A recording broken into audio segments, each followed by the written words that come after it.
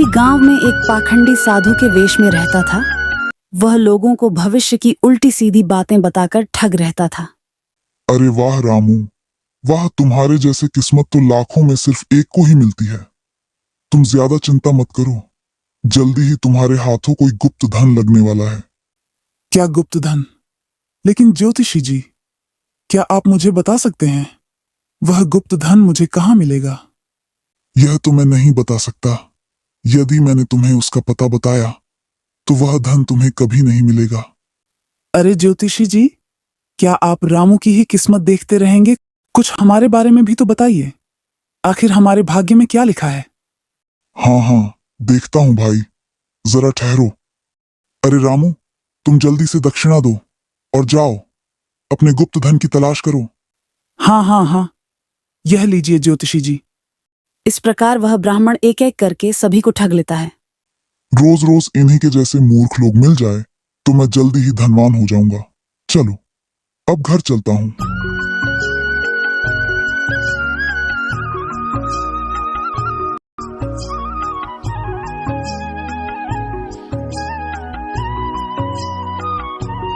अरे बाबा जी, जरा इधर आइए।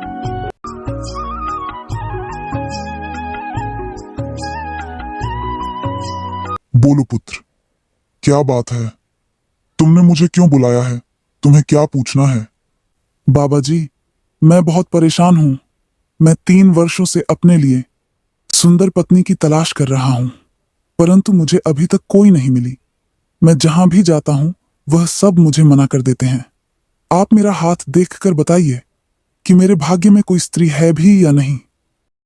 अरे पुत्र, तुम चिंता मत करो, मुझे अपना हाथ दिखाओ। फिर वह व्यक्ति उसे अपना हाथ दिखाता है। पुत्र, तुम्हारे भाग्य में तो बहुत ही सुंदर स्त्री है। क्या आप सत्य कह रहे हैं बाबा जी? सच में मेरे भाग्य में बहुत सुंदर पत्नी है? हाँ पुत्र, मैं एकदम सत्य कह रहा हूँ। तुम्हारे हाथ की रेखा यही बता रही है। बाबा की झूठी बातों पर वह विश्वास कर लेता है और उसे खुश होकर काफी धन दे देता है। वह साधु दिन भर ऐसा ही करता है।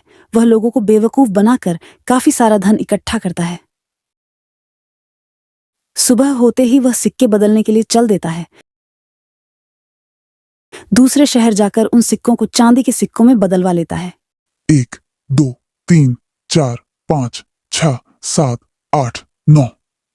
अरे, ये सिक्कों की आवाज तो बाबा की झोपड़ी से आ रही है। चलो देखता हूँ।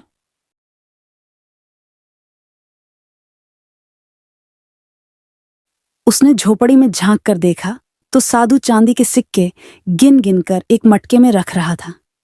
अरे, इन बाबा के पास इतने सारे चांदी के सिक्के कहाँ से आए? उस पाखंडी ने गांव वालों को मूर्ख बनाकर यह धन इकट्ठा किया है। वह खाना मांगकर खाता है, फिर धन का क्या करेगा? उस लालची को सबक सिखाना ही पड़ेगा। अगले दिन वह सुबह ही उस साधु की कुटिया पर गया। अरे बाबा जी, बाहर आइए। अरे बाबा जी, बाहर आइए। बोलो भोला, क्या बात है? तुमने मुझे बाहर क्यों बुलाया है? बाबा जी, मेरी पत्नी चाहती हैं आप हमारे घर आकर भोजन करिए। ठीक है पुत्र, मैं अवश्य आऊंगा। फिर वह वहां से चला जाता है।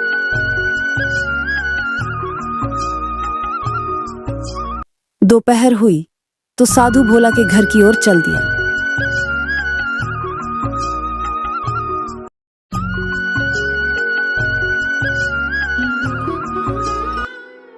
आइए महाराज, धन्य भाग्य हमारे जो आप हमारे कुटिया में पधारे। अरे भाग्यवान बाबा जी के लिए भोजन ले आओ। साधु ने भोजन करना शुरू कर दिया। थोड़ी ही देर में वह सारा भोजन खा गया। भोला और उसकी पत्नी ने उसे 1 रुपया दक्षिणा देकर विदा किया। हाय राम, मैं तो लुट गया, बर्बाद हो गया। क्या हुआ भोला? तुम इस प्रकार क्यों चिल्ला रहे हो? मैंने बैल खरीदने के लिए मटके में सुबह चांदी के 100 सिक्के गिनकर रखे थे, परंतु अब वो मटका वहां से गायब हो चुका है। परंतु पुत्र, ऐसा कैसे हो सकता है? क्या कोई बाहर का आदमी घर में आया था? बाहर का आदमी कौन आता घर में? पत्नी के अतिरिक्त दोपहर में कुटिया वाले बाबा जरूर आए थे। वो बाबा क्या घर के अंदर भी गए थे? हाँ, मेरी पत्नी ने बाबा को भोजन के लिए बुलाया था, इसीलिए वह घर के अंदर गए थे। तुम घबराओ नहीं पुत्र, चलकर उस साधु की तलाश ही लेते हैं। इन साधुओं का कोई भरोसा नहीं। नहीं, ऐसा मत कहो। वह साधु ऐसे नहीं हैं। पूरा गांव उनकी पूजा करता है, मुझे पाप लगेगा। वह तो हमें वहां जाकर ही पता चलेगा। फिर वह सब साधु की कुटिया के बाहर पहुंच गए। शोर सुनकर साधु बाहर आता है। अरे क्या बात है, तुम लोग यहाँ क्यों इकट्ठे हुए हो? 2-3 आदमी कुटिया में घुस गए और साधु का सारा सामान उलट पलट डाला। तभी एक की नजर कोने में रखे मटके पर पड़ी। उसने उसके अंदर देखा तो उसमें चांदी के सिक्के थे। फिर वह उसे बाहर लेकर जाता है। अरे मिल गए मेरे रुपए, मिल गए, भगवान ने मेरी सुन ली। अब मैं बैल खरीद पाऊंगा। अरे ये भोला मेरे सिक्के को अपना क्यों बता रहा है? परंतु अगर मैं यह बात बताऊंगा कि यह मेरे सिक्के हैं तो यह सब लोग मुझसे प्रश्न करेंगे कि यह सिक्के मैं कहां से लाया हूं। इस समय चुप रहना ही उचित है। भैया, इस साधु को मैंने आज खाना खिलाया, दक्षिणा दी। मैंने 100 चांदी के रुपए जमा कर रखे थे। ये रुपए मेरे ही हैं। यकीन ना हो तो गिन कर देख लो। ठीक है, मैं गिनता हूं सभी सिक्कों को।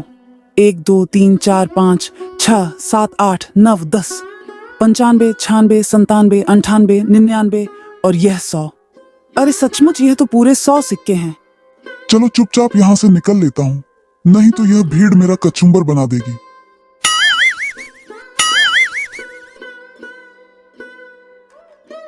अरे रुकिए बाबा जी, अब कहां जा रहे हो?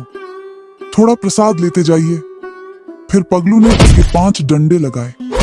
अरे अरे मुझे छोड़ दो, मैं आज के बाद किसी को भी मूर्ख नहीं बनाऊंगा। कृपा कर मुझे छोड़ दो।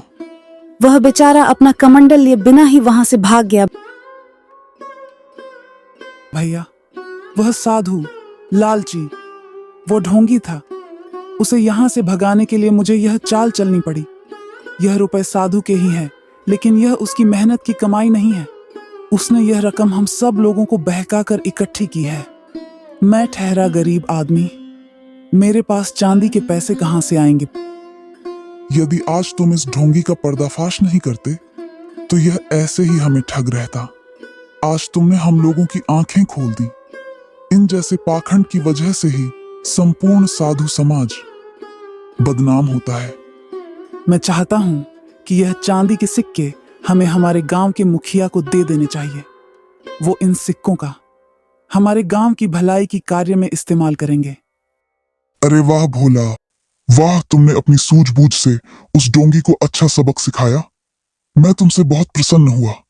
मैं तुम्हें इसमें से कुछ सिक्के उपहार में देना चाहता हूं। नहीं मुखिया जी, मुझे यह सिक्के नहीं चाहिए। मैंने यह कार्य सिक्कों के लालच में नहीं किया। यह तो मेरा कर्तव्य था। अच्छा मुखिया जी, अब मैं चलता हूं। फिर भोला वहां से खुशी खुशी चला जाता है।